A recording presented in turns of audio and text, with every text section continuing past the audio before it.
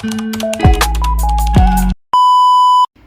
guys! Welcome to my vlog. Pag-uusapan natin ngayon ang pagkakaroon ng hand, foot, and mouth disease at kung ano ang mga pwedeng gawin nating remedy para sa ika-komportable ng ating mga anak. Share ko muna kung ano yung nangyari sa aking anak. Last November 1, nagpunta kami sa sementeryo. Tapos, maraming tao doon. So, naka-face mask naman sila. Pero, pagdating doon sa mismo puntod, tinanggal na yung face mask at naglaro-laro. Kinabukasan, November 2, nagkaroon ng lagnat ang aking anak. Sabi ko, baka napagod lang siya. Nakakita ako ng butlig sa ganito niya. Maliit lang siya na butlig. Akala ko kinagat ng lamok. Kinabukasan ay nagkaroon pa rin siya ulit ng lagnat. Tapos meron na ako nakita na butlig na nadagdagan yung isa dito malapit sa kanyang bibig.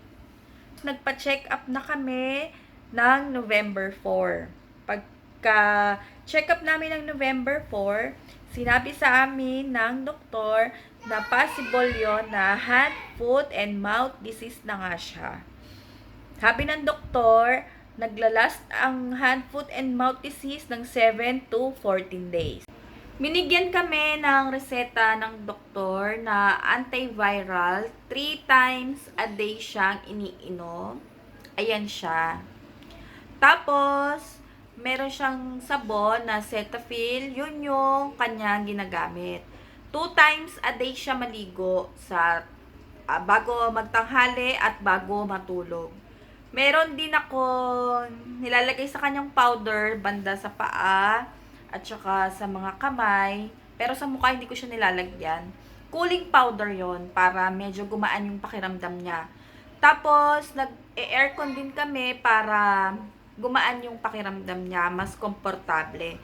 Pero kung wala namang aircon, okay lang basta naka-electric fan siya para